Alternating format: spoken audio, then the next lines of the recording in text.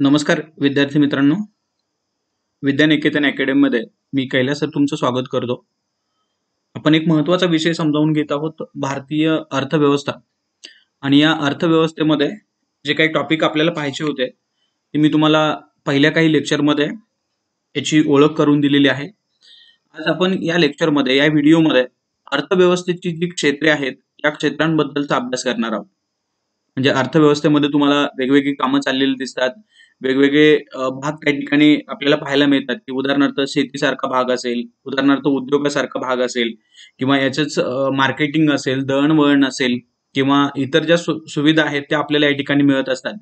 ही जी एकंदरीत अर्थव्यवस्था आहे, ती अर्थव्यवस्था नेमकी कशा पद्धतीने अभ्यासली पाहिजे, किंवा याची विभागणी जी आहे ती अर्थव्यवस्थेची क्षेत्रे या टॉपिकमध्ये केलेली दिसते. आणि मग यासाठी ही अर्थव्यवस्थेची क्षेत्रे आपल्याला कोणती सांगितलेली आहेत त्यामध्ये बघा, की एक सांगितलेलं आहे प्राथमिक क्षेत्र, त्यानंतर दुसरं सांगितलेलं आहे द्वितीय क्षेत्र, त्यानंतर तिसरं सांगितलेलं आहे तृतीय क्षेत्र, त्यानंतर चौथं आहे चतुर्थक, आणि पाचवं आहे पंचम. अशा पद्धतीने ही अर्थव्यवस्थेची जी क्षेत्रे आहेत या 5 प्रकारांमध्ये ती विभागलेली दिसतात, किंवा 5 गटांमध्ये त्यांचा अभ्यास करणं अपेक्षित असतं. या गोष्टी मी तुम्हाला या लेक्चरमध्ये समजावून सांगणार आहे. नक्की 1 किंवा 2 क्वेश्चन जे आहेत या टॉपिक वरती विचारलेले असतात. हा जो टॉपिक तुम्ही व्यवस्थित शेवटपर्यंत जर कव्हर केला तर हे येणारे क्वेश्चन तुम्हाला सहजासहजी सॉल्व्ह करता येतील, एवढी माहिती मी तुम्हाला या व्हिडिओ मार्फत तुमच्यापर्यंत पोहोचवणार आहे. बघा, यामध्ये ही जर लेक्चर सिरीज तुम्हाला जॉईन करायची असेल तर तुम्ही या ठिकाणी हा जो नंबर आहे यावरती कॉल करू शकता, किंवा या ठिकाणी हे जे विद्यानिकेतन अकॅडमीचं एक ऍप आहे प्ले स्टोअरला, तुम्ही ते जाऊन डाउनलोड करू शकता. डेली अपडेटसाठी हा चॅनल तुम्ही जॉईन करू शकता. आणि फक्त तुम्हाला इकॉनॉमी घ्यायचा असेल तो फक्त 999 रुपयामध्ये मिळेल. आणि ज्या काही इंटिग्रेटेड बॅच आहेत त्याची सुद्धा फी स्ट्रक्चर जे आहे ते ऍपवरती आहेत, किंवा जर काही नाही समजलं तर तुम्ही या नंबरवरती कॉल करू शकता. संपूर्ण व्हिडिओ जे आहेत ते तुम्हाला उपलब्ध करून दिले जातील, आणि त्याच्यामध्ये फ्री टेस्ट सिरीज सुद्धा आहेत. या टेस्ट सिरीजचा फायदा तुम्ही घेऊ शकता, आणि डेली अपडेट माहिती जी आहे ती सुद्धा तुमच्यापर्यंत पोहोचवली जाईल. चला आपल्या टॉपिकला सुरुवात करूया. बघा, आपला जो इकॉनॉमीचा टायटल आहे त्या इकॉनॉमीच्या टायटलमध्ये असं सांगितलेलं आहे की 7 pillars of economy for MPSC UPSC. याचा अर्थ मी तुम्हाला बऱ्याच वेळा सांगितलेला आहे की जो आपण भारताची अर्थव्यवस्था समजावून घेणार आहे ती या 7 पिलर मध्ये विभागणी केलेली आहे, 7 पिलर मध्ये डिवाइड केलेली आहे. किंवा आपण या ठिकाणी असं म्हणूया की भारताची अर्थव्यवस्था जी आपल्याला समजावून घ्यायची आहे त्याचे जे पिलर आहेत, त्याचे जे खांब आहेत ते एकूण किती आहेत? 7. या 7 पिलरच्या आधारे आपल्याला ती समजावून घ्यायची आहे. हे 7 पिलर तोंडपाठ पाहिजे. मी तुम्हाला हळूहळू जो काही एमपीएससीचा राज्यसेवेचा सिलेबस, त्यामध्ये प्रिलियम, मुख्य, आणि ज्या ग्रुप बी आणि सी च्या एक्झाम होतात, विशेषतः एसटीआय सारखी एक्झाम ज्याच्या मेन्समध्ये इकॉनॉमी जास्त मार्कांसाठी विचारलेलं असतं, हे हळूहळू कोणत्या पिलरमध्ये कोणते टॉपिक त्या सिलेबसमध्ये समाविष्ट केलेले आहे हे तुम्हाला माहिती करून देणार आहे. त्यासाठी हे 7 पिलर जे आहेत ते तुम्हाला माहिती पाहिजे. खरं या ठिकाणी 8 दिलेत, पण हे वारंवार माझं सांगून झालेलं आहे की 4 आणि 8 नंबरचा टॉपिक जो आहे तो एकत्रित करून तुम्ही अभ्यासणार आहात. आणि म्हणून या ठिकाणी मी टायटल दिलेलं आहे 7 pillar of economy for MPSC UPSC. त्यामध्ये पहिला टॉपिक आहे अर्थशास्त्राची पार्श्वभूमी व मूलभूत संकल्पना. म्हणजे हा जर भाग तुम्हाला व्यवस्थित समजला तर पुढच्या कन्सेप्ट तुम्हाला हळूहळू समजून जातील, किंवा समजायला खूप चांगली मदत होईल. कधी पण सब्जेक्टमध्ये इंटरेस्ट त्याच वेळी निर्माण होतो की तो सब्जेक्ट आपल्याला व्यवस्थित समजतो, व्यवस्थित अवगत होतो, त्याचे अर्थ लागतात, आणि मग मात्र सब्जेक्ट खूप इझी वाटायला लागतो. यासाठी बघा की या टॉपिकची रचना जी आहे ती त्याच पद्धतीने केलेली आहे. पहिल्या टॉपिकमध्ये तुम्हाला सगळ्या बेसिक कन्सेप्ट ज्या आहेत त्या दिल्या जातील, जेणेकरून मी जो काही प्रत्येक इकॉनॉमीचा शब्द बोलतो आहे तो तुम्हाला कळेल. आणि हा शब्द कळल्यानंतर मग बाकीचे त्या आधारित असलेले टॉपिक, बँकिंग आणि फायनान्स, त्यानंतर सार्वजनिक वित्त, त्यानंतर आंतरराष्ट्रीय व्यापार व आर्थिक सुधारणा, त्यानंतर अर्थशास्त्राची क्षेत्रे, त्यानंतर पायाभूत सुविधा, त्यानंतर मानव संसाधन विकास, त्याला आपण HRD असं म्हटलेलं आहे, ह्युमन रिसोर्स डेव्हलपमेंट, आणि 8वा टॉपिक असेल आंतरराष्ट्रीय संघटना, जो 4शी कनेक्ट केला जाईल. अशा पद्धतीने हे एकूण 7 ते 8 टॉपिक आपल्याला समजावून घ्यायचे आहेत. बघा, यामध्ये आपण आज या पहिल्या टॉपिकचा विचार करत आहोत, म्हणजे पहिला पिलर जो आहे तो समजावून घेत आहोत, अर्थशास्त्राची पार्श्वभूमी आणि मूलभूत संकल्पना. आणि याच्यामधला जे काही पहिले 1, 2 आणि 3 हे टॉपिक जे आहेत आपण कव्हर केलेलेच आहेत. कोणते टॉपिक होते? की अर्थशास्त्र म्हणजेच काय हा पाहिला, त्यानंतर अर्थशास्त्राचे प्रकार हे पाहिलं, त्यानंतर अर्थव्यवस्थेची क्षेत्रे हा टॉपिक जो आहे तो सुद्धा, अर्थव्यवस्थेचे प्रकार जे आहेत हे सुद्धा पाहिलं. आणि आज आपल्याला अर्थव्यवस्थेची क्षेत्रे हा टॉपिक पाहायचा आहे. आता इथं बघा की तुम्ही कन्फ्युज होऊ शकता की या ठिकाणी अर्थशास्त्राची क्षेत्रे असं म्हटलेलं आहे. या ठिकाणी जे आपण वरती आज पाहणार आहोत फक्त याचाच डिटेल अभ्यास जो आहे तो या ठिकाणी दिला जाईल. म्हणजे आज जे पाहणार आहे ती फक्त टॉपिकची ओळख असेल आणि त्या अँगलनं थोडीफार माहिती जी आहे ती तुम्हाला करून दिली जाईल. पण जिथं राज्यसेवेच्या मेन्सला आणि एसटीआयच्या मेन्सला जे डेप्थ वरती प्रश्न विचारले जातात या अर्थशास्त्राच्या क्षेत्राबद्दल म्हणजे प्राथमिक, द्वितीय, तृतीय, चतुर्थ, पंचम ही जी क्षेत्र आहेत विशेषतः जे काय म्हणूया की शेतीशी निगडीत गोष्टी असतील, उद्योगाशी निगडीत गोष्टी असतील आणि सर्व्हिस म्हणजे थर्ड सेक्टर जे आहे याच्याशी निगडीत गोष्टी असतील या डिटेल तुम्हाला याच्यामध्ये मिळतील. आणि आजच्या टॉपिकमध्ये मात्र त्याची तोंड ओळख विशेषतः प्रिलियमच्या अँगलनं जे काही प्रश्न असतात ते प्रश्न तुम्हाला त्यामध्ये कव्हर करून दिले जातील. पण हे सगळ्यात क्षेत्र डिटेल जे आहे ते या 5 नंबरच्या टॉपिकमध्ये आपण पाहणार आहोत. हे सुद्धा थोडीसं माहिती असू द्या. मग आपण आतापर्यंत काय पाहिलं? अर्थशास्त्राच्या व्याख्या पाहिल्या, याची सुरुवात कशी झाली, त्यानंतर अर्थतज्ञ कोण आहेत त्यांची काही नावं जी आहेत मी तुमच्यापर्यंत पोहोचवली. याच्यामध्ये अर्थशास्त्राचे प्रकार आणि या प्रकारामध्ये 2 प्रकारांवरती आपण जास्त लक्ष दिलं होतं, सूक्ष्म अर्थशास्त्र आणि स्थूल अर्थशास्त्र किंवा मॅक्रो इकॉनॉमिक्स आणि मायक्रो इकॉनॉमिक्स या गोष्टी आपण या ठिकाणी समजावून घेतल्या. अर्थव्यवस्थेच्या प्रकारांमध्ये आपण जे महत्वाचे प्रकार होते कोणते की भांडवलशाही अर्थव्यवस्था, समाजवादी अर्थव्यवस्था आणि मिश्र अर्थव्यवस्था हा प्रकार या ठिकाणी समजावून घेतला. आणि आजच्या लेक्चरमध्ये हा जो 4 नंबरचा टॉपिक आहे त्याच्यावरती मी भर देतो आहे. अर्थव्यवस्थेची क्षेत्रे असं म्हटलेलं आहे आणि त्याच्यामध्ये काय समजावून घ्यायचं आहे तर प्राथमिक क्षेत्र, त्यानंतर द्वितीय क्षेत्र, त्यानंतर तृतीय क्षेत्र, त्यानंतर चतुर्थ क्षेत्र आणि त्यानंतर पंचम क्षेत्र अशा पद्धतीने या 5 क्षेत्रांचा अभ्यास करायचा आहे. या गोष्टी तुम्हाला समजल्या की आणखीन बेसिक कन्सेप्ट मध्ये थोडीफार भर पडेल की जेणेकरून इकॉनॉमी समजावून घेण्यासाठी तुम्हाला मदत होणार आहे. बघा या ठिकाणी टॉपिक पाहताना विशेषतः काय माहिती पाहिजे की त्यामध्ये नेमका कोणता अभ्यास करायचा आहे हे माहिती पाहिजे. म्हणजे अभ्यासक्रम त्यामध्ये नेमका कोणता येतो, त्याचे उपप्रकार कोणते येतात, त्याची डेप्थ काय आहे ही पहिली गोष्ट आपल्याकडे पाहिजे. त्यानंतर दुसरी गोष्ट काय पाहिजे की त्यावरती येणारे प्रश्न नेमके कोणते आहेत, त्यानंतर पाठीमागचे प्रश्न कोणते आलेले आहेत आणि कोणते येऊ शकतात अशा पद्धतीने एक रूपरेखा माहित असेल तर तो टॉपिक अभ्यासणं थोडंसं सोपं जातं. या दृष्टिकोनातून मी तुम्हाला सांगेल की प्राथमिक, द्वितीय, तृतीय, चतुर्थ आणि पंचम हे क्षेत्र तुम्ही या ठिकाणी अभ्यासणं गरजेचं आहे. हा पहिला टॉपिक. दुसरा टॉपिक त्यावरती प्रश्न काय येतात बघा की एक तर त्याची कन्सेप्ट विचारली जाते की प्राथमिक क्षेत्र म्हणजेच काय, द्वितीय क्षेत्र म्हणजेच काय, तृतीय क्षेत्र म्हणजेच काय, चतुर्थ क्षेत्र म्हणजेच काय आणि पंचम क्षेत्र म्हणजेच काय. म्हणजे थोडक्यात त्याच्या व्याख्या किंवा अर्थ या बाबी तुम्हाला समजावून घ्यावे लागतील. हा सेकंड पार्ट झाला. त्यानंतर थर्ड पार्ट मध्ये काय की ऍप्लिकेशनचा प्रश्न विचारला जातो. उदाहरणार्थ अर्थव्यवस्थेमध्ये जे वेगवेगळी कामं चाललेली असतात, वेगवेगळ्या आर्थिक क्रिया चाललेल्या असतात. उदाहरणार्थ बांधकाम चालू आहे तर हा बांधकामाचा अभ्यास करायचा तर तो प्राथमिक मध्ये करायचा, द्वितीय मध्ये करायचा, तृतीय मध्ये करायचा, चतुर्थ मध्ये करायचा का पंचम मध्ये करायचा, किंवा तुमची वाहतूक आहे किंवा तुमचं हे जे मोबाईल नेटवर्किंग आहे किंवा आणखीन काय की टेलिकम्युनिकेशन मध्ये झालेली वाढ असेल किंवा आणखीन रस्त्यांचं बांधकाम आहे, कृषी सारखा भाग आहे, उद्योग सारखा भाग आहे, याचं तुम्ही विभाजन करा. जास्त करून यावरती प्रश्न आतापर्यंत येऊन गेलेले आहेत. आणि त्यानंतर विशेषतः ही जी क्षेत्र आहेत जरी आपण 5 म्हणत असेल तरी यांना 3 भागांमध्ये विभागणी केलेली असते. त्यामध्ये प्राथमिक, त्यानंतर द्वितीय आणि त्यानंतर तृतीय. आणि मग तुम्हाला विचारतात की प्राथमिक क्षेत्राचा हिस्सा, द्वितीय क्षेत्राचा हिस्सा आणि तृतीय क्षेत्राचा हिस्सा जो याच्यामध्ये आहे तो नेमका कशा पद्धतीने आहे. म्हणजे प्राथमिक क्षेत्र जीडीपी मध्ये किती टक्के आहे किंवा आणखीन त्याच्यामध्ये कामगार किती आहेत अशा पद्धतीचा प्रश्न सुद्धा विचारला जातो किंवा त्याच्यावरती अवलंबून असलेली लोकसंख्या किती आहे हे पण विचारलेलं असतं. आणि एवढ्या गोष्टी समजावून घेतल्यानंतर या ठिकाणी आणखीन काय करायचं असतं तर हीच अर्थव्यवस्था जी आहे ती जगाशी कनेक्ट करायची असते. ही अर्थव्यवस्था समजावून घेताना तुम्ही हा जो इंडिया किंवा भारत हे या ठिकाणी समजावून घेणार आहोत आणि या ठिकाणी हे समजावून घेतल्यानंतर हीच अर्थव्यवस्था जगाशी कनेक्ट करायची. आणि मग जगामधले जे प्रगत देश आहेत उदाहरणार्थ अमेरिकेसारखा देश असेल, जपान सारखा देश असेल, त्यानंतर युके सारखा देश असेल तर यांच्या अर्थव्यवस्था नेमक्या कशा आहेत. म्हणजेच काय की यांच्या अर्थव्यवस्थेमध्ये जीडीपीचं स्थान जे आहे ते नेमकं कसं आहे या बाबी तुम्हाला या ठिकाणी समजतील. आणि मग अशा पद्धतीने हा सगळ्या अँगलनं टॉपिक समजल्यानंतर अर्थव्यवस्थेची क्षेत्रे हा टॉपिक तुमचा क्लिअर झालेला असेल. आणि जे काही तुमचे प्रिलिमच्या बाबतीत एक 2-3 क्वेश्चन यावरती येणार आहेत ते तुम्हाला 100% सॉल्व्ह करता येतील. फक्त आकडेवारी मात्र तुम्हाला वारंवार अपडेट ठेवावी लागेल. आजच्या लेक्चरमध्ये जी काही मला अपडेट आकडेवारी मिळालेली आहे मी त्याच्यामध्ये टाकलेली आहे. पण जसं तुम्ही पुढे जाल म्हणजे तुम्ही यावर्षी एक्झाम दिली तर ही तुम्ही पाहून जावा. पण तुम्ही पुढच्या वर्षी एक्झाम देत असाल तर तुम्हाला एक एक वर्ष पुढे जावं लागेल, एवढं मात्र तुम्हाला या ठिकाणी लक्षात ठेवावं लागेल. चला, अर्थव्यवस्थेची क्षेत्रे हा टॉपिक आपण या ठिकाणी समजावून घेतो आहे. बघा, पिलर 1 मधला हा टॉपिक आहे आणि त्यामधलं चौथं लेक्चर आहे, ज्यामध्ये अर्थव्यवस्थेची क्षेत्र असं म्हणतो आहे. आणि यामध्ये काय आपल्याला समजावून घ्यायचं आहे, तर प्राथमिक, द्वितीय, तृतीय, चतुर्थक आणि पंचम या गोष्टी आपल्याला समजावून घ्यायच्या. तर या ठिकाणी काय काय सांगायचं बघा, की सुरुवात कुठून केलेली आहे, की अर्थव्यवस्थेमध्ये विविध क्षेत्र जे आहे यांची मिळून ही अर्थव्यवस्था बनलेली असते. आणि यासाठी हे वर्गीकरण करताना दोन गोष्टींच्या आधारे त्याचं वर्गीकरण केलं जातं किंवा दोन निकषांच्या आधारे वर्गीकरण केलं जातं.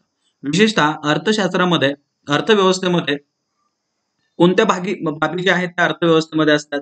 उदाहरणार्थ बघा, या ठिकाणी ऍग्रीचा भाग मोठ्या प्रमाणात दाखवलेला आहे किंवा ऍग्रीमध्ये जे काही मोठ्या प्रमाणात ही यंत्र जे आहेत ती यंत्र वापरताना दाखवलेलं आहे किंवा या ठिकाणी उद्योग मोठ्या प्रमाणात चालू आहे हे दाखवलेलं आहे किंवा या ठिकाणी कम्युनिकेशन असेल किंवा या ठिकाणी बघा की दळणवळणाची साधनं दाखवलेली आहेत, कम्युनिकेशन, जहाज किंवा ही जी वाहतुकीची साधनं आहेत मोठ्या प्रमाणात ती दाखवलेली आहेत. आणि मग अशा वेगवेगळ्या क्रिया ज्या आहेत त्या अर्थव्यवस्थेमध्ये चाललेल्या असतात. त्या चाललेल्या क्रिया ज्या आहेत यांचं वर्गीकरण कसं करायचं, यासाठी दोन निकष आहेत, दोन आधार जे आहेत ते आपल्याला समजावून घ्यायचे आहेत. यासाठी अर्थव्यवस्थेची क्षेत्रे हा टायटल. आणि हे जे दोन निकष आहेत त्यामध्ये पहिला प्रकार आहे व्यवसायानुसार आणि दुसरा प्रकार आहे मालकीनुसार. आता पाठीमागं मालकीनुसार जे लेक्चर होतं, पाठीमागच्या लेक्चरमध्ये, पाठीमागच्या व्हिडिओमध्ये हे सगळे टॉपिक मी तुम्हाला समजावून सांगितलेले आहेत. सार्वजनिक क्षेत्र, खाजगी क्षेत्र, संयुक्त क्षेत्र आणि सहकार क्षेत्र. विशेषतः बघा की सार्वजनिक क्षेत्र म्हणजेच काय, की ती जे काही घटक आहेत अर्थव्यवस्थेमध्ये, कोणते घटक, की या ठिकाणी श्रम असेल, त्यानंतर आणखीन दुसरा भाग कोणता आहे श्रम नंतर, त्यानंतर लँड असेल किंवा जमीन असेल, त्यानंतर आणखीन कोणता भाग आहे तर त्याच्या पुढं भांडवल असेल आणि त्यानंतर उद्योजक असेल. हे कोणाच्या मालकीचे आहेत यानुसार अर्थव्यवस्थेमध्ये जे प्रकार पाडले जातात त्यामध्ये हे 1, 2, 3 आणि 4 हे 4 प्रकार या ठिकाणी समजावून घ्यावे लागतात. खरं तर प्रामुख्याने या 3 प्रकारावरतीच तुम्ही भर द्यायला पाहिजे. पण अलीकडच्या काळामध्ये हे सहकारी क्षेत्र सुद्धा मोठ्या प्रमाणात वाढलेलं आहे आणि म्हणून ते सुद्धा अभ्यासलं जातं. अगदी थोडक्यात मी तुम्हाला सांगतो, डिटेल माहिती पाठीमागचा व्हिडिओ जो आहे तो तुम्ही बघा. म्हणजे L1 आणि लेक्चर 03 या भागामध्ये तुम्हाला याची माहिती जी आहे ती मिळून जाईल. आणि सार्वजनिक क्षेत्र जे आहे त्याच्यामध्ये काय, की हे जे सगळा भाग जो आहे तो सरकारच्या हातामध्ये असतो. खाजगी क्षेत्रामध्ये मात्र भांडवलदारांच्या हातामध्ये असतं. आणि संयुक्त क्षेत्र म्हणजेच काय, की सार्वजनिक आणि खाजगी यांची एकत्रित जिथं मालकी असेल त्याला आपण संयुक्त क्षेत्र असं म्हणतो. बघा, या ठिकाणी हा भाग इथपर्यंत तुम्हाला समजला असेल. पाठीमागच्या लेक्चरमध्ये मात्र मी तुम्हाला पाठीमागच्या व्हिडिओमध्ये सहकार क्षेत्राचा मी उल्लेख केलेला नव्हता. खरं तर आपल्याला एक स्वतंत्र टॉपिक सहकारावरती कव्हर करायचा आहे, पण तरी थोडक्यात आपल्याला माहिती पाहिजे. या 3 गोष्टी आपण पाठीमागच्या व्हिडिओमध्ये कव्हर केलेल्या आहेत. सहकाराबद्दल थोडक्यात माहिती. आता हे जे सहकार क्षेत्र आहे खरं तर ह्याला एक खाजगी प्रकारच मानलं जातं किंवा खाजगी क्षेत्राचा एक उपप्रकार आहे हे लक्षात ठेवा.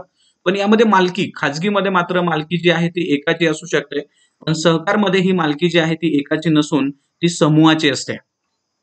कोऑपरेशन किंवा कोऑपरेट जो त्याला शब्द वापरला जातो सहकार, म्हणजे एकमेकास सहाय्य करू अशा पद्धतीने जो घटक आहे त्यालाच आपण काय म्हणतो, सहकार असं म्हणतो. म्हणजेच काय, की भांडवलशाहीमध्ये जी टोकाची भूमिका घेतलेली असते, म्हणजे भांडवलदारांच्या हातामध्ये अर्थव्यवस्था असते आणि केंद्रीकरण जे आहे ते मोठ्या प्रमाणात वाढलेलं असतं. आणि इथं समाजवादाचा अभ्यास केला तर पूर्णतः सरकारच्या हातामध्ये अर्थव्यवस्था असते. याचा सुवर्ण मध्य म्हणजे यांना एकंदरीत मधला पॉइंट म्हणून या सहकाराकडे पाहिलं जातं. अनेक लोक एकत्र येतील आणि एकत्र येऊन एखादी संस्था किंवा उद्योग चालू करतील, याला आपण सहकार क्षेत्र असं म्हणू किंवा याचा अभ्यास जो आहे तो कुठे केला जातो, या सहकार क्षेत्रामध्ये केला जातो. सहकाराचं वैशिष्ट्य जर बघितलं तर या ठिकाणी एक वैशिष्ट्य लक्षात ठेवायचं, की सभासदांमध्ये म्हणजे जे एकत्र आलेले सभासद असतात, या सभासदांमध्ये त्यांना कितीही भांडवल लावलं किंवा कितीही त्याचं भांडवल असेल, सभासदाचं भाग भांडवल हे कितीही असलं तरी त्या ठिकाणी ज्यावेळी मतदानाचा हक्क वटवायचा असतो त्यावेळी एक व्यक्ती एक मत याच तत्वावरती तिथला कारभार जो आहे तो चाललेला असतो. एक व्यक्ती एक मत याच तत्वानुसार या ठिकाणी सहकार क्षेत्राचा कारभार जो आहे तो चाललेला असतो. आता याचा भाग जो आहे तो या ठिकाणी संपला. खरं तर आपण पाठीमागचं पूर्ण लेक्चर याच्यावरती टाकलेलं आहे. थोडक्यात सहकार क्षेत्र तुम्हाला या ठिकाणी समजलं असेल. पण आज आपल्याला जे समजावून घ्यायचं आहे ते अर्थव्यवस्थेची क्षेत्रे समजावून घ्यायची आहेत. त्यामध्ये प्राथमिक, द्वितीय, तृतीय, चतुर्थक आणि पंचम या क्षेत्रावरती जास्त भर द्यायचा आहे. तुम्हाला प्रश्नही सांगितले मी तुम्हाला काय असतील ते, त्याची कन्सेप्ट, त्यानंतर त्याच्यावरती असणारा नेमका उपप्रकार कोणता आहे, म्हणजे त्यामध्ये येणारे भाग कोणते आहेत आणि त्याचं ऍप्लिकेशन जे आहे ते अर्थव्यवस्थेमध्ये कसं आहे हे आपल्याला समजावून घ्यायचं आहे. सुरुवातीला याच्यावरती जे काम केलेलं आहे त्याबद्दल ते अर्थतज्ञ कोण आहेत यांच्याबद्दल थोडीशी माहिती हवी आहे. की ॲलन फिशर नावाचा व्यक्ती आहे, 1855 पासून 1976 पर्यंत यानं काम केलेलं आहे. त्यामध्ये ही जी अर्थव्यवस्था आहे त्या अर्थव्यवस्थेचं वर्गीकरण करताना त्यानं प्राथमिक, द्वितीय आणि तृतीय क्षेत्र अशा पद्धतीने केलं होतं. प्राथमिक क्षेत्रामध्ये त्यानं कृषी टाकली, द्वितीयक मध्ये उद्योग टाकले आणि या दोन्ही मधून जे राहील म्हणजे शेष भाग जो आहे तो शिल्लक राहिलेला भाग जो आहे त्याला उर्वरित क्षेत्र म्हटलं होतं आणि त्याचा समावेश जो आहे तो तृतीय क्षेत्रामध्ये केला होता. प्राथमिक, द्वितीय, इथं तृतीय लिहायचं राहिलेलं आहे ते लक्षात ठेवा. अशा 3 क्षेत्रामध्ये वर्गीकरण कुणी केलेलं आहे तर ॲलन फिशर यांनी केलेलं आहे. बघा या ठिकाणी प्रश्न बनेल, ॲलन फिशर यांनी अर्थव्यवस्थेचं वर्गीकरण किती भागांमध्ये केलं? प्राथमिक, द्वितीय आणि तृतीय. या प्रश्नाचं उत्तर तुम्हाला या ठिकाणी मिळालं. दुसरा प्रश्न की प्राथमिक क्षेत्रामध्ये काय येतं तर कृषी येतं, द्वितीयक मध्ये काय येतं तर उद्योग येतं आणि तृतीयक मध्ये काय येतं तर या ठिकाणी मी म्हटलं सेवा येतं. आणि हे स्टेटमेंट बरोबर आहे का चूक आहे तर बघा लक्षात ठेवा की अभ्यास करताना तृतीयक मध्ये आज आपण सेवांचा समावेश केलेला आहे, पण ॲलन फिशर जे आहेत ते मात्र या ठिकाणी असं म्हणत होते की प्राथमिक आणि द्वितीयक मध्ये जे समाविष्ट होत नाही त्याचा समावेश कुठे होतो तृतीयक मध्ये होतो. म्हणजेच फक्त सेवा सेक्टर या ठिकाणी या तृतीयक मध्ये समाविष्ट होतं असं व्याख्या जी आहे ती ॲलन फिशर यांच्या सांगण्यावरून त्यांच्या मतानुसार ती चुकीची असेल. त्यांनी तृतीय क्षेत्राला उर्वरित क्षेत्र असं म्हटलं होतं. मग हे जे सर्व्हिस सेक्टर जो आहे तो शब्द कुणी सुचवला अशा पद्धतीचा प्रश्न आला तर त्यासाठी हे खालचं स्टेटमेंट तुम्हाला लक्षात ठेवावं लागेल. कोलिन क्लार्क 1905 पासून 1989 पर्यंत त्यांनी आपले विचार मांडले. एक अर्थतज्ञ महत्वाची व्यक्ती होती आणि यांनी मात्र हे जे तृतीय क्षेत्र आहे या तृतीय क्षेत्राला मात्र त्यांनी सर्व्हिस सेक्टर असं नाव दिलं किंवा सेवा क्षेत्र असं संबोधलं.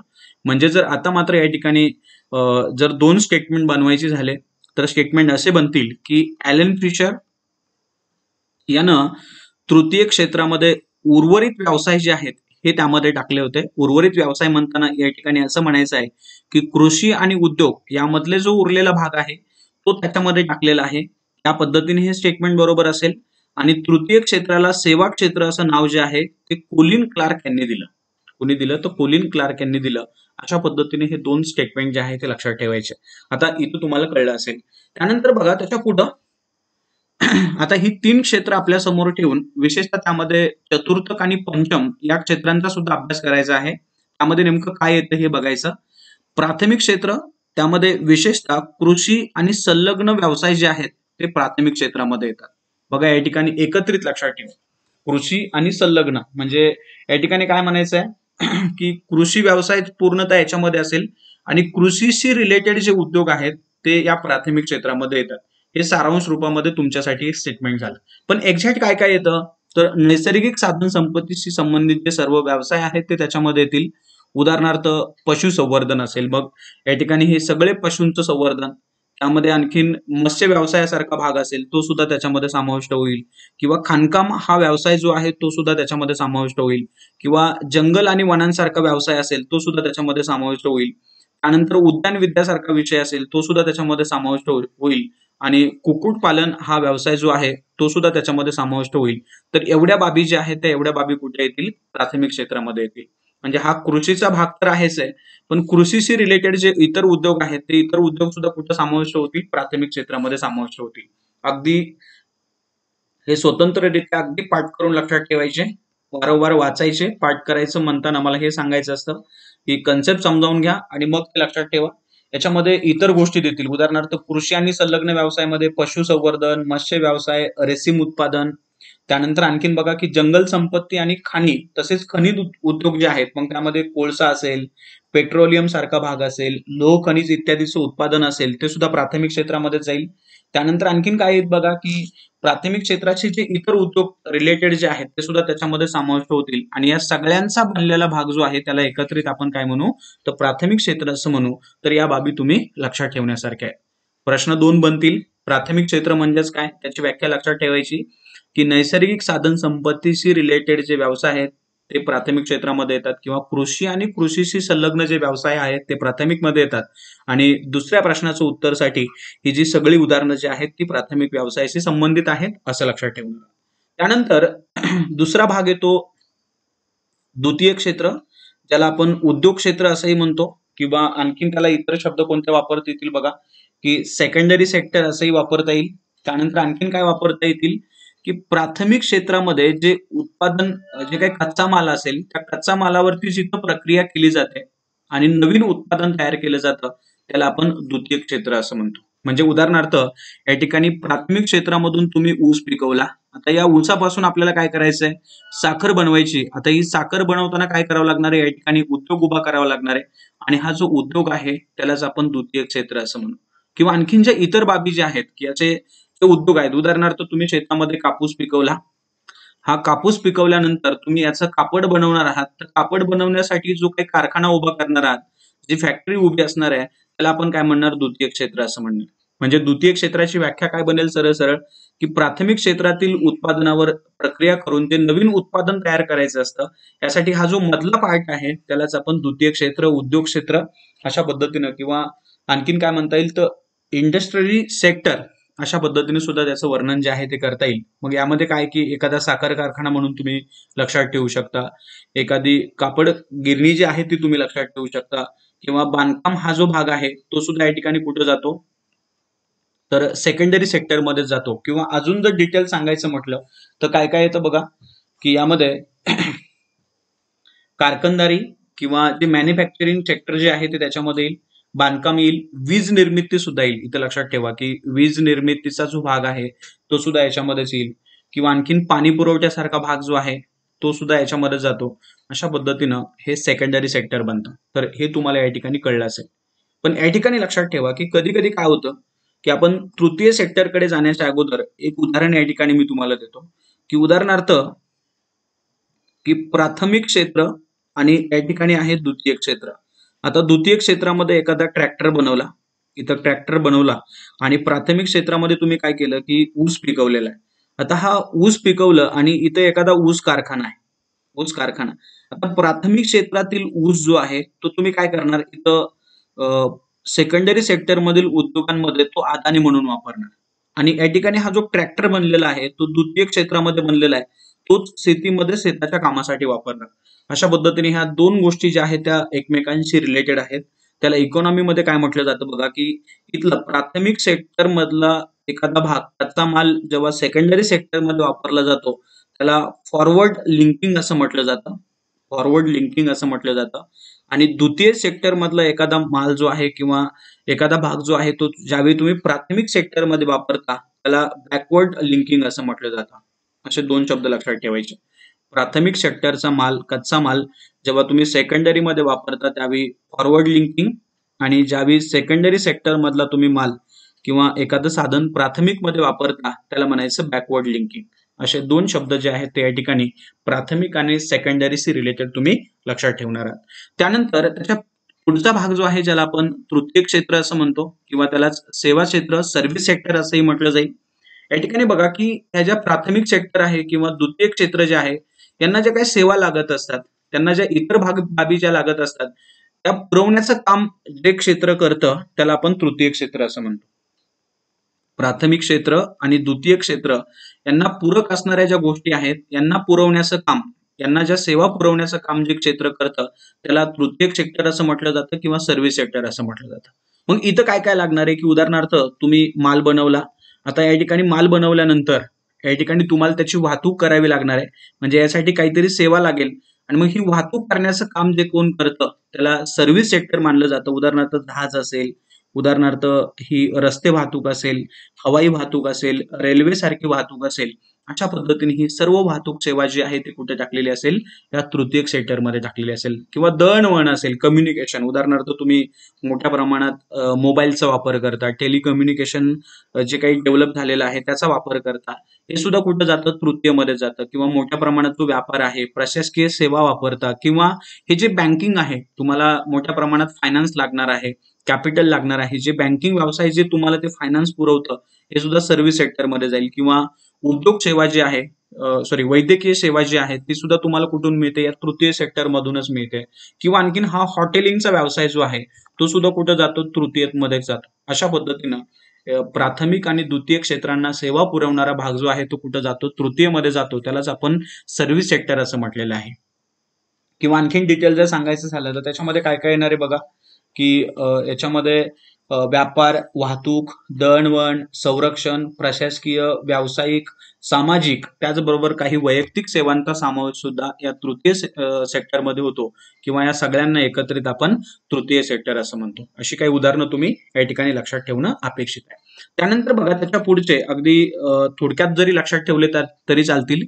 चतुर्थ क्षेत्र म्हणजे या ठिकाणी जो बौद्धिक क्षमतेचा वापर केला जातो आणि त्यावरती आधारित जे व्यवसाय आहेत त्यांना आपण चतुर्थ क्षेत्र असं म्हणतो. उदाहरणार्थ संशोधन आणि विकास, रिसर्च अँड डेव्हलपमेंटचा जो भाग आहे तो याच्यामध्ये येतो, R&D लक्षात ठेवा. त्यानंतर माहिती तंत्रज्ञान, त्यानंतर सॉफ्टवेअर विकास, इथं ऑक्टोबर झालेला आहे तिथं सॉफ्टवेअर लक्षात ठेवा. सॉफ्टवेअरचा विकास, या सगळ्या बाबी ज्या आहेत त्या कुठं जातील, या चतुर्थक मध्ये जातील. म्हणजे रिसर्च, R&D असा मोठा शब्द लक्षात ठेवा, ही फिगर लक्षात ठेवा, यावरून तुम्हाला उत्तर जे आहे ते आठवलं पाहिजे.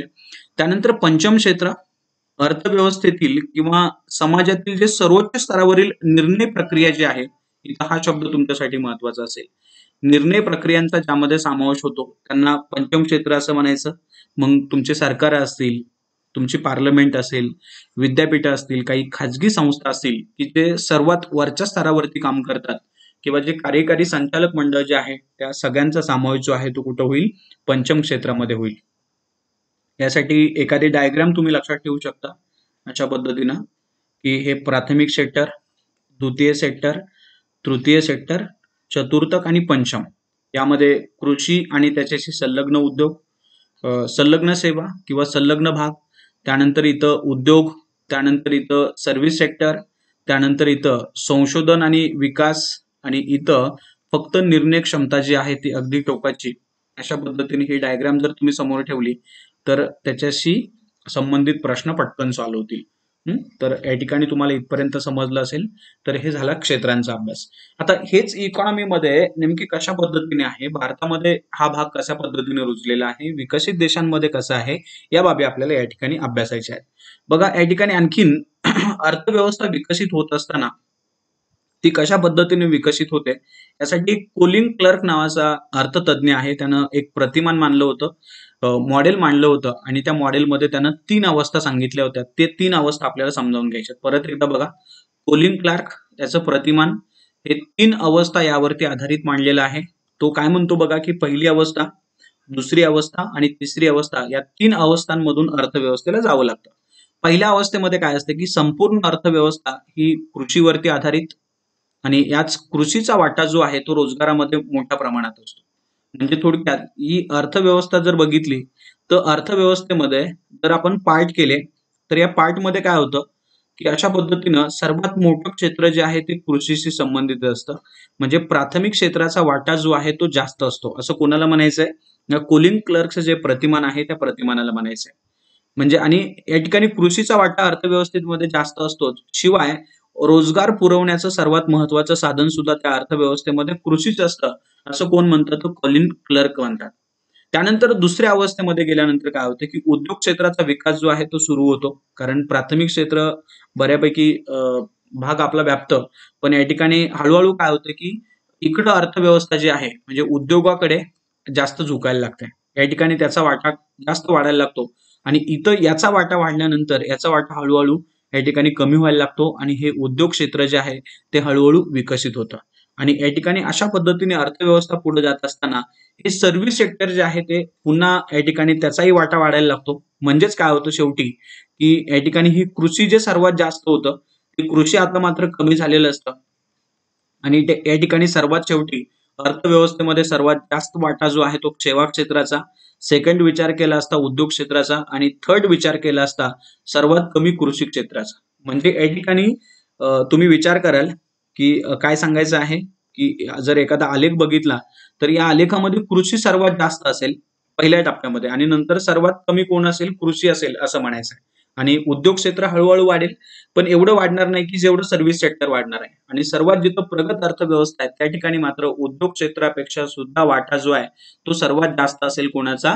सर्व्हिस सेक्टरचा. उदाहरणार्थ तुम्ही अमेरिकेची इकॉनॉमी अभ्यासली, जपान सारख्या देशाची इकॉनॉमी अभ्यासली, फ्रान्स किंवा जे UK यांच्या जर इकॉनॉमी अभ्यासल्या तर या इकॉनॉमीमध्ये सर्वात जास्त वाटा जो आहे तो सर्व्हिस सेक्टरचा असतो. सर्व्हिस सेक्टर काय म्हणतोय बघा की थर्ड अवस्था यामध्ये सेवा क्षेत्राचा विकास सुरू होतो. कृषीचा वाटा जो आहे तो तीव्र गतीने कमी कमी व्हायला लागतो आणि उद्योग क्षेत्राचा वाटा जो आहे तो सेवा क्षेत्रासारखा न वाढता तो स्थिर किंवा हळूहळू वाढतो आणि यामुळे सेवा क्षेत्राचा वाटा जो आहे तो तीव्र गतीने वाढून सर्वात जास्त झालेला असतो. हे आपल्याला तिसरी स्टेज सांगते. म्हणजे एकंदरीत ज्या सर्वात पुढच्या प्रगत अर्थव्यवस्था ज्या आहेत त्याच्यामध्ये सर्वात जास्त वाटा जो आहे तो सेवा सेक्टरचा असेल, स्थिर वाटा जो आहे तो याचा असेल आणि कमी होणारा वाटा जो आहे तो कोणाचा असेल? कृषीचा असेल. या 3 स्टेज सांगणारा अर्थतज्ञ म्हणजेच कोणतं? Colin Clark. याचं प्रतिमान जे 3 स्टेजवरती आधारित आहे हे तुम्ही लक्षात ठेवा. त्याने एक आलेख सुद्धा दिला होता. तो आलेख काय सांगतोय बघा की इथं एम्प्लॉयमेंट दिलेलं आहे म्हणजे रोजगार पुरवण्याचं साधन आणि या ठिकाणी टाइम दिलेला आहे. इथं आपण असं म्हणूया की पहिली स्टेज, इथं दुसरी स्टेज, इथं तिसरी स्टेज आणि इथं 4 स्टेज. म्हणजे जसा जसा काळ पुढे जातोय 2, 3 आणि 4 आणि इकडे काय की ही एम्प्लॉयमेंट आहे. आता बघा ही जी लाईन आहे ती प्रायमरी सेक्टरची आहे म्हणजे थोडक्यात कृषी आणि त्याच्याशी रिलेटेड आहे. त्यानंतर सेकंडरी म्हणजेच इथं हा उद्योग क्षेत्राचा भाग आहे आणि या ठिकाणी थर्ड सेक्टर जे आहे तृतीय क्षेत्र हे सेवाशी रिलेटेड आहे. बघा कोलिन क्लर्क एक इकॉनॉमिस्ट हे काय सांगताय याच्यामध्ये सुरुवातीचा विचार केला असता अगदी प्राथमिक क्षेत्राचा वाटा जो आहे तो एम्प्लॉयमेंट मध्ये सर्वात जास्त आहे. पण जसा जसा कालावधी पुढे जातोय तसा हा आलेख जो आहे तो खाली खाली येतोय आणि नंतर अगदी नगण्य वाटा जो आहे तो त्याचा राहतो. फक्त कधी तर हा कालावधी जो आहे तो पुढे पुढे जाईल अशा पद्धतीनं. म्हणजे ज्यावेळी भारताचा 1950चा विचार करता त्यावेळी भारत जो आहे तो या इथं होता आणि ज्यावेळी भारताचा आज पुढचा विचार करता की पहिल्या स्टेजमध्ये दुसऱ्या स्टेजमध्ये जातात त्यावेळी मात्र हा जो आलेख जो आहे तो हळूहळू खाली येणार आहे. किंवा आणखीन या सेकंडरीचा विचार केला असता उद्योग क्षेत्र पहिल्या कालावधीमध्ये म्हणजे पहिल्या कालावधीमध्ये वाढलेलं असतं पण एवढी वाढ झालेली नसते पण नंतर मात्र त्याची हळूहळू वाढ व्हायला लागते पण एवढी पण होत नाही आणि की जेवढी ती सेवा क्षेत्राची होणार आहे नंतर मात्र कदाचित ती कमी पण होऊ शकतं. आता कमी होऊ शकतं म्हणताना त्यांना खरं काय म्हणायचं असतं की कृषी क्षेत्राचा वाटा कमी झाला, उद्योग क्षेत्राचा वाटा वाढला पण तो जवळपास स्थिर आहे किंवा तेवढ्या गतीने वाढत नाही किंवा तो कमी कमी होतोय. पण हे कमी होत आहे म्हणजे सेकंडरी सेक्टर उद्योग कमी होतोय, प्राथमिक सेक्टर कमी होतंय. मग वाढते कोणतं? सुरुवातीच्या कालखंडामध्ये जे सेवा क्षेत्र खूप कमी असतं तशा अर्थव्यवस्था पुढच्या पुढच्या स्टेजमध्ये जातात ते खूप मोठ्या प्रमाणात वाढतं आणि अर्थव्यवस्थेमध्ये सर्वात जास्त वाटा जो आहे तो कोणाचा असतो? सेवा क्षेत्राचा असतो. असा टप्पा सांगणारा शास्त्रज्ञ अर्थतज्ञ कोण आहे? तो कोलिन क्लर्क आहेत. यांनी ही माहिती जी आहे ती दिलेली आहे. म्हणजेच काय तर कृषी क्षेत्र पुढे पुढे जाताना कमी होतं, उद्योग क्षेत्र जवळपास स्थिर असतं आणि सेवा क्षेत्रांचा हिस्सा जो आहे तो वाढत जातो याचा दर्शवणारा आलेख या ठिकाणी तुम्हाला समजला असेल. त्याच्या पुढे बघा जर आपण याचा अर्थव्यवस्था जगाशी कनेक्ट केल्या तर या जागतिक रिपोर्ट आपल्याला या ठिकाणी एक पाहायला मिळतो. वर्ल्ड बँकेकडून तो डिक्लेअर केलेला आहे. 2017चा रिपोर्ट आहे. तुम्ही 2018, 2019, 2021 मध्ये गेले तर 2020 अशा पद्धतीनं हे आलेख जे आहेत किंवा हे रिपोर्ट जे आहेत डेटाबेस थोडासा कलेक्ट करत राहायचा. इथं बघा की तुम्हाला भीती वाटेल आकडेवारी कशी लक्षात ठेवायची. हळूहळू समजून जातं की जनरल आकडेवारी कशी आहे ती आणि त्याच आधारे क्वेश्चन सॉल्व्ह करायचे असतात. मी तुम्हाला ज्यावेळी क्वेश्चनचं विश्लेषण करेल त्यामध्ये लॉजिकचा वापर कसा करायचा याच्यामध्ये मी तुम्हाला काही गोष्टी सांगेल. तर बघा हा 2017चा रिपोर्ट आहे जो जीडीपी मधलं 16चं आकडेवारी जी आहे ती त्याच्यामध्ये दिलेली आहे.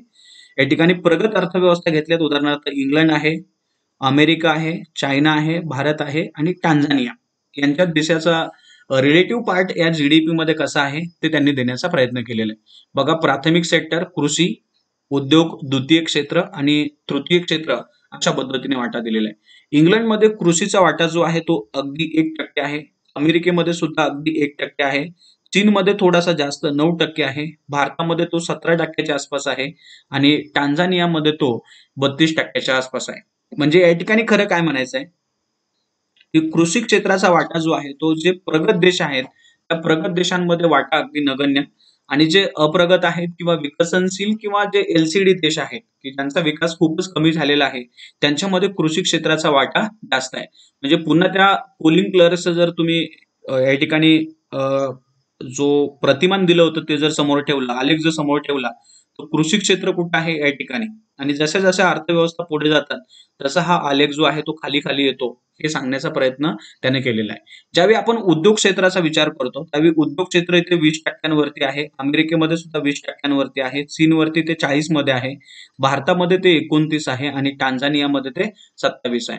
म्हणजे थोडक्यात हळूहळू ते या ठिकाणी वाढत चाललेलं असतं, पण नंतर मात्र या ठिकाणी स्थिर होऊन ते पुन्हा कमी कमी होऊ सुद्धा शकतात. आणि सेवा सेक्टरच्या बाबतीत मात्र या ठिकाणी अगदी 79, 79, 52, 54 आणि 41 म्हणजेच हे जे नगण्य असलेलं सेवा क्षेत्र हे मोठ्या प्रमाणात वाढतं आणि आलेख जो आहे तो सर्वात वरती जातो, हे सांगण्याचं काम त्या आलेखनं केलं होतं आणि ह्याच अर्थव्यवस्था या ठिकाणी दाखवतात. जीडीपी मधला हा वाटा जो आहे तो या पद्धतीने आहे. म्हणजे या ठिकाणी जरी इथं रोजगाराच्या बाबतीत दाखवलं असेल तरी जीडीपी मधला हिस्सा सुद्धा याच पद्धतीने दिसतो. कृषीमध्ये बघा की रोजगार सहभाग 2016 प्रमाणे इंग्लंडमध्ये फक्त 1.2, अमेरिकेमध्ये 1.5, चीनमध्ये 28.4, भारतामध्ये 50.4 आणि टांझानियामध्ये 67.4. म्हणजे जिथं अर्थव्यवस्था मागास असतील त्या अर्थव्यवस्थेमध्ये कृषीचा वाटा रोजगारामध्ये सुद्धा जास्त असेल आणि जीडीपी मध्ये सुद्धा जास्त असेल. पण ज्या अर्थव्यवस्था प्रगत आहेत त्या ठिकाणी मात्र उद्योग सेक्टर आणि सेवा सेक्टर, सर्वात जास्त सेवा वाढलेला असेल, त्यानंतर उद्योग आणि त्यानंतर कृषीचा क्रमांक असेल. किंवा या ठिकाणी बघा की जरी जीडीपी मधला वाटा इथं तुम्हाला भारताच्या बाबतीत 17% दिसत असला तरी रोजगारामधला वाटा जो आहे तो 50% दिसतोय. म्हणजे या ठिकाणी हा जो फरक आहे तो पण लक्षात ठेवा की जीडीपी मधला भारतामध्ये वाटा जो आहे 2016 मध्ये तो कृषीचा फक्त 17%चा आहे, पण त्यावरती मजुरांची संख्या मात्र 50.4% आहे. म्हणजे हा फरक जो आहे तो त्या ठिकाणी जाणवतो. अमेरिकेमध्ये किंवा इतर देशांमध्ये, प्रगत देशांमध्ये हा फरक थोडाफार कमी झालेला असतो, पण भारतामध्ये मात्र असं होत नाही. जवळपास आजही 50.4% म्हणजे अर्धी लोकसंख्या जी आहे ती कशावरती अवलंबून आहे, कृषीवरती अवलंबून आहे, हे दर्शवणारा एक आलेख जो आहे तो तुम्ही समोर ठेवायला पाहिजे. याच्यावरती थोडासा अभ्यास करा, स्टेटमेंट बनवा, या स्टेटमेंटच्या आधारे तुम्हाला बऱ्याचशा गोष्टी ज्या आहेत त्या क्लिअर होतील. किंवा उद्योगमध्ये बघा 17%, 16%, 23%, 22%, 6%, 81, 82, 48, 27 आणि 26, आणि मग याचे स्टेटमेंट बनवायचे. हे स्टेटमेंट कसे बनवायचे हे मी तुम्हाला या ठिकाणी सांगितलं. त्यानंतर बघा की भारतीय अर्थव्यवस्थेचा जर विचार केला, ही स्वातंत्र्यानंतर कशी चेंज होत गेली हे एक दाखवणारा चार्ट मी तुमच्या समोर दिलेला आहे. 1950-51, 80-81, 2013-14 आणि 14-15 हे आकडे मी तुमच्या समोर मांडलेले आहेत. तुम्ही या ठिकाणी 2015-2016 किंवा अजून 17-18 अशा पद्धतीने पुढचे आकडे जे आहेत ते तुम्ही या ठिकाणी मांडा. आता इकडं पाठीमागं लक्षात ठेवा की सगळ्याच्या सगळे लक्षात ठेवण्याची काही गरज नाही. म्हणजे 1950-51 ठेवले, त्यानंतर 60-61 ठेवले, 70-71 अशा पद्धतीने बिलकुल करू नका. की मधल्या स्टेज, एक स्वातंत्र्यानंतरची पहिली स्टेज लक्षात ठेवायची, हा मिडल पार्ट लक्षात ठेवायचा, आणि जो लेटेस्टचा जो आहे म्हणजे जसं जसं तुम्ही पुढे जाल तसे ही मधले तुम्ही काढून टाकले तरी चालतील. तुम्ही 13-14 दिलेत, तुम्ही कदाचित 14-15 लक्षात ठेवा, 16-17 लक्षात ठेवा. म्हणजे हा चार्ट जो आहे तो तुमचा बदलेल. हा चार्ट तुम्हाला पुढे पुढे लक्षात ठेवण्याची गरज नाही. तुम्ही पुढचे आकडे जे आहेत ते तुम्ही याच्यामध्ये टाकणार आहात. हे मात्र तुम्ही इंडिया एअरबुक किंवा इकॉनॉमिक सर्वे किंवा तुमचं बजेट याच्यामध्ये तुम्हाला जे आकडे मिळालेले असतात तुम्ही ते यामध्ये टाकणं अपेक्षित असतं. लक्षात आलं? तर इथं मात्र मी तुम्हाला हे समजावून सांगेल. बघा, स्वातंत्र्याच्या वेळी प्राथमिक क्षेत्राचा वाटा जो आहे 54.4% होता, म्हणजे 50-51च्या दरम्यान. नंतर तो 80-81 मध्ये 38% झाला, म्हणजे थोडक्यात कमी झाला. नंतर तो अगदी 13-14 मध्ये आणखीन कमी झाला, 13.9%, आणि 14-15 मध्ये थोडासा वाढून तो 16.1% पर्यंत पोहोचला होता. म्हणजे या ठिकाणी सलग कमी होतोय का तर नाही होत, तो कमी झालेला आहे पण थोडासा वाढलेला आहे. अगदी थोडासा वरती होता तो आलेख जो आहे तो या पद्धतीने बनेल. या बाबी थोड्याशा लक्षात ठेवा. तर हा कृषी क्षेत्राचा भाग भारताशी संबंधित. म्हणजे या ठिकाणी आपण स्टेटमेंट बनवू शकतो की स्वातंत्र्याच्या वेळी कृषी क्षेत्राचा वाटा किंवा प्राथमिक क्षेत्राचा वाटा हा 50% पेक्षा जास्त होता, पण आता मात्र तो कमी कमी होऊन केवळ 16.1%, 14-15 मध्ये आणि 13-14 मध्ये 13.9% एवढाच राहिलेला आहे. हे पहिलं स्टेटमेंट बनेल. दुसरं स्टेटमेंट काय बनतं की उद्योग क्षेत्र 15% वरती होतं, नंतर ते वाढलं 24% वरती गेलं, नंतर ते आणखीन वाढलं 26% गेलं आणि आणखीन ते वाढलं आणि 31% गेलं. म्हणजे आपण या ठिकाणी द्वितीय क्षेत्राच्या बाबतीत विचार असा करू शकतो की स्वातंत्र्याच्या वेळी उद्योग क्षेत्र जवळपास कमीच होतं, पण नंतर नंतर ते हळूहळू वाढलं. पण त्याची वाढ एवढी नव्हती, जवळपास स्थिर मानलं तरी चालेल. जे 2013-14 मध्ये 26.2% आणि 2014-15 मध्ये ते 31.4% पोहोचलेलं आहे. त्यावेळी तुम्ही तृतीय क्षेत्राचा विचार कराल, ते स्वातंत्र्याच्या वेळी 29.6% होते आणि नंतर मात्र ते झपाट्यानं वाढलं आणि आता मात्र अर्थव्यवस्थेमध्ये 50% पेक्षा जास्त वाटा जो आहे तो तृतीय क्षेत्राचा आहे किंवा सर्व्हिस सेक्टरचा आहे. अशा पद्धतीने हे थर्ड सेक्टर बनेल किंवा थर्ड स्टेटमेंट बनेल. आणि अजून एक या ठिकाणी प्राथमिक आणि द्वितीयचा मिळून 70.4% एवढा हिस्सा होता, जो आज केवळ 47.5 झालेला आहे. म्हणजे या ठिकाणी आणखीन एक स्टेटमेंट बनतं की प्राथमिक आणि द्वितीय एकत्रित मिळून जरी बघितलं तरी सर्व्हिस सेक्टर जे आहे ते या ठिकाणी जास्तच आहे. दोन्हीचं एकत्रित मिळून जरी विचार केला तरी यांचा हिस्सा जो आहे तो जास्तच आहे. पण इथं लक्षात ठेवा, हा जीडीपी मधला हिस्सा आहे. ज्यावेळी मजुरी मधला विचार कराल त्यावेळी मजुरीमध्ये मात्र आजही कृषी क्षेत्रामध्ये कामगार जे आहेत ते मोठ्या प्रमाणात आहे. जवळपास 50%च्या आसपास एवढी संख्या जी आहे ती कामगारांची प्राथमिक क्षेत्रामध्ये.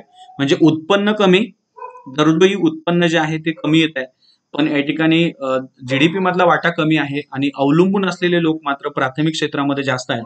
असं हे एक विकसनशील अर्थव्यवस्थेचं वैशिष्ट्य जे आहे ते भारतामध्ये दिसतं. तृतीय क्षेत्र आणि याचा विचार केला असता हे या पद्धतीने वाढत गेलेलं आहे. हा चार्ट या ठिकाणी लक्षात ठेवा. जनरली या ठिकाणी एक मी नॉर्मल डायग्राम दिलेली आहे. हे आकडे मात्र थोडेसे पर्टिक्युलर बघत चला. 60%, 12%, 28% हे चेंज होणारे आकडे आहेत. किंवा ज्यावेळी इंडियाचा आणि युएसएचा विचार कराल त्यावेळी या ठिकाणी बघा हे चेंज तुम्हाला या ठिकाणी पाहायला मिळतील की सर्व्हिस सेक्टर जे आहे ते युएसए मध्ये मोठ्या प्रमाणात वाढलेलं आहे. भारतामध्ये पण वाढलेलं आहे, पण ते जवळपास 50 ते 60%च्या आसपासच आहे. प्राथमिक क्षेत्राचा हिस्सा जो आहे तो युएसए मध्ये खूप नगण्य आहे, जो भारतामध्ये आजही दिसतो. आणि उद्योग क्षेत्र भारतामध्ये वाढलेलं आहे, पण तरीही अमेरिकेची तुलना केली असता इथं जास्त प्रकार दिसेल, कारण सेवा सेक्टर जे आहे ते अमेरिकेमध्ये मोठ्या प्रमाणात वाढलेलं आहे. हे सगळं विश्लेषण तुम्ही तुमच्या नोटवरती नोट डाऊन करा, पाठ करा, लक्षात ठेवा, विश्लेषण करायला शिका. तरी मी विश्लेषण पुढे दिलेलंच आहे. बघा, प्राथमिक क्षेत्र जे आहे, स्वातंत्र्याच्या वेळी प्राथमिक क्षेत्राचा हिस्सा 50% पेक्षा जास्त होता. जनरल स्टेटमेंट लक्षात ठेवायची, म्हणजे तुम्हाला राऊंड फिगर आकडा जो आहे तो महत्वाचा असतो. पर्टिक्युलर आकडा जो आहे 52.2, 51.2 वगैरे असे आकडे जास्त महत्वाचे नसतात. ते तुम्ही तिथे विचार करून जे आहे ते लिहू शकता. काहीच आकडे फक्त असे डायरेक्ट लक्षात ठेवायचे असतात, परफेक्ट लक्षात ठेवायचे असतात. हे मी तुम्हाला हळूहळू क्वेश्चनच्या वेळी ओळख करून देईलच. 2013-14 मध्ये 13.9%, तर 2014-15 मध्ये 16.1% इथपर्यंत झाला. त्यानंतर मजुरांचा हिस्सा मात्र खूप कमी झाला नाही. जे 70%च्या आसपास कामगार त्याच्यावरती संबंधित होते ते आज 50%च्या आसपास दिसतात. एवढ्या लोकांना पोहोचणारा हा प्राथमिक क्षेत्र आहे भारताच्या बाबतीत. द्वितीय क्षेत्राचा विचार केला, स्वातंत्र्याच्या वेळी हिस्सा तसा कमीच होता, नंतर तो वाढत गेला, पण ही वाढ मोठ्या प्रमाणात झालेली नाहीये. जवळपास हा स्थिर आहे. उदाहरणार्थ 1950-51 मध्ये 15%, 13-14 मध्ये 26.2% आणि 14-15 मध्ये 31%च्या आसपास हे द्वितीय क्षेत्र विकसित झालेलं होतं. आणि ज्यावेळी प्राथमिक आणि द्वितीयचा विचार करतो आहे त्यावेळी 50-51 मध्ये 70.4 होतं, जे कमी होऊन आज 47.5% येऊन थांबलेलं आहे. आणि तृतीय क्षेत्राचा विचार केला असता भारताची अर्थव्यवस्था ही कृषी अर्थव्यवस्थेकडून सेवा क्षेत्राकडे जायला लागलेली आहे. आता तुम्हाला हे विचारतील की हे चांगले आहे की अर्थव्यवस्थेसाठी वाईट आहे. तर बघा, लक्षात ठेवा, आपल्याला कदाचित असं वाटेल की कृषी कमी होत आहे म्हणजे हे चुकीचं आहे. तर बघा, हे तुम्ही विचार करताय तोच मुळात चुकीचा आहे असं नाहीये. तर सर्व्हिस सेक्टर किंवा इंडस्ट्री वाढत आहे हे अर्थव्यवस्थेसाठी चांगलं आहे, किंवा प्रगत अर्थव्यवस्थेचं लक्षण जे आहे ते भारतामध्ये दिसत आहे. एक चांगलं लक्षण आपण या ठिकाणी मानू शकतो. त्यानंतर दुसरं, भारतीय अर्थव्यवस्थेमध्ये औद्योगिक अर्थव्यवस्थेची अवस्था पूर्ण केल्याविना सेवा अर्थव्यवस्थेमध्ये प्रवेश केला किंवा समावेश केलेलं दिसतं. म्हणजे जे उद्योग क्षेत्र वाढायला पाहिजे होतं तेवढं न वाढता एक सेवा क्षेत्रच मोठ्या प्रमाणात वाढलं, असा एक टप्पा भारतामध्ये आपल्याला पाहायला मिळतो. स्वातंत्र्याच्या वेळी हिस्सा केवळ 26.2% होता, पण तो नंतर मात्र वाढून आज 59.9%, पण नंतर मात्र थोडा कमी होऊन 52.5% राहिलेला आहे. तरी सुद्धा या ठिकाणी अर्थव्यवस्थेमध्ये 50% पेक्षा जास्त वाटा जो आहे तो कोणाचा आहे, या सर्व्हिस सेक्टरचाच आहे. त्यानंतर असं होण्याची कारणं काय, तर मागील काही वर्षापासून भारतामध्ये हे जे माहिती तंत्रज्ञान जे आहे त्याचा विकास मोठ्या प्रमाणात झाला. माहिती तंत्रज्ञानाचा विकास झाल्यामुळे उदाहरणार्थ टीव्ही असेल, मोबाईल असेल, FM रेडिओ किंवा इंटरनेट याचा विकास जो आहे तो मोठ्या प्रमाणात वाढत गेला. त्याचा वापर सुद्धा मोठ्या प्रमाणात वाढत गेला आणि वरील सर्व सेवांचा विस्तार हा ग्रामीण भागांमध्ये सुद्धा पोहोचलेला आहे. आज मोठ्या प्रमाणात ग्रामीण भागांमध्ये सुद्धा या सेवा ज्या आहेत त्या वापरल्या जातात. विशेषतः सर्वात जास्त प्रभाव जो आहे तो 1991च्या धोरणाचा पडला, जिथं त्याला LPGचं धोरण असं म्हटलं जातं. LPG म्हणजे लिबरलायझेशन, प्रायव्हेटायझेशन आणि ग्लोबलायझेशन याचा प्रभाव सर्वात जास्त पडला. त्यामुळे हे सेवा क्षेत्राचा विस्तार जो आहे तो तीव्र गतीने झाला. हे एक कारण या ठिकाणी तुम्ही लक्षात ठेवू शकता. तुम्हाला कारणं विचारतील की कृषी क्षेत्र मागं का राहिलं, उद्योग जास्त वाढलं का नाही, सेवा सेक्टर मोठ्या प्रमाणात का वाढलं, तर याचं विश्लेषण जे आहे ते आपल्याला करता आलं पाहिजे. ते तुमचं विश्लेषण या ठिकाणी कव्हर होईल. तर या पद्धतीनं मी तुम्हाला प्राथमिक क्षेत्र, द्वितीय क्षेत्र, तृतीय क्षेत्र, चतुर्थक आणि पंचम या गोष्टी ज्या आहेत त्या तुम्हाला समजावून सांगितल्या. हे अपेक्षा करतो ह्या तुम्हाला समजल्या असतील. बाकी मात्र तुम्हाला पुढच्या व्हिडिओमध्ये कव्हर केलं जाईल. या ठिकाणी थांबूया. धन्यवाद.